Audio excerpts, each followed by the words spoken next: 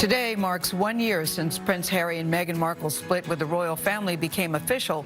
After the couple's explosive claims of racism, there have been growing calls from inside some Commonwealth nations to end their association with the monarchy.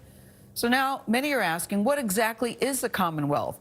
It's made up of dozens of nations, mostly former British colonies, including Australia and Jamaica. And now the question is it still relevant today? We asked Imtiaz Tyab to find out for us.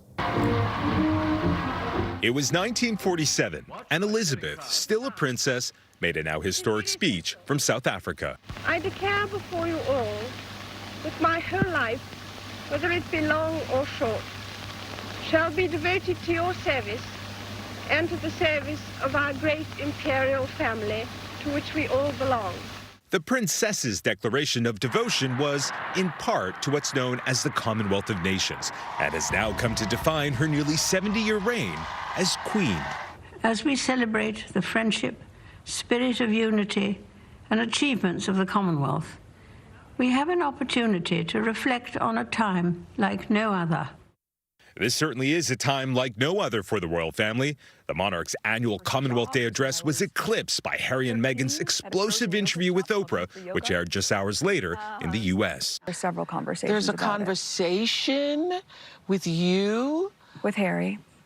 About how dark your baby is going to be? Potentially, and what that would mean or look like. That comment sent shockwaves throughout the Queen's beloved Commonwealth, which is made up mainly of countries with large black and brown populations, says Professor of Commonwealth Studies Philip Murphy. The Commonwealth is what makes the British monarchy special. So having that genuinely global role in a way that no other monarchy in the world has. And it was very much hoped, I think, that Harry and Meghan would be a kind of accessible face of the Commonwealth to young people. Now that's not going to happen. So what exactly is the Commonwealth? It's 54 countries spanning the globe. Most are former colonies of the British Empire. And for 16 of those nations, the Queen continues to be the head of state in a largely symbolic role. But critics from within the Commonwealth say that symbolism serves as a modern reminder of Britain's cruel colonial past, a past which includes theft on a global scale, the enslavement of millions, and the entrenchment of deep racial divisions. Harry and Meghan's bombshell interview is now supercharging the debate over whether Commonwealth countries should break away from the crown and become independent republics.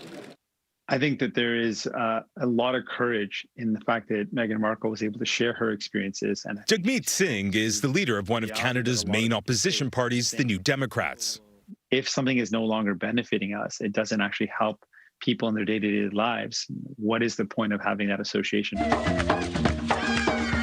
Meghan was the first woman of color in the modern royal family, and it was hoped she'd help usher in an era where the firm, as it's known, would be more inclusive. I am here with you as a mother, as a wife, as a woman of color, and as your sister. That speech, on a royal tour of South Africa, was hailed for Meghan's celebration of her own biracial identity while in a majority black Commonwealth nation, something no other royal could do, and now, just 18 months later, isn't likely to again.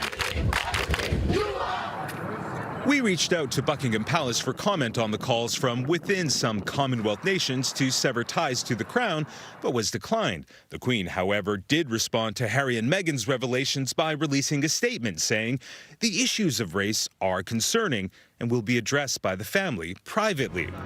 A pledge of private introspection, which may not be enough to silence the increasingly vocal calls to pull apart the Commonwealth, an institution the 94-year-old monarch has dedicated most of her life to holding together. For CBS This Morning, Imtiaz Tyab, London. People in the Commonwealth are really having this discussion. There was a poll conducted in Canada, a Commonwealth country, after the Oprah interview. More than half of people said that they think the monarchy should be abandoned by Canada, and then 48% said they now see the monarchy as a racist institution. This was right after the interview. Wow. So it's changing the conversation. Symbolism, do you still want it to be your symbol? On many levels. Yeah, but many people still feel connected to the Queen. They grew up in these countries. The Queen is beloved. Yes, absolutely. Yeah.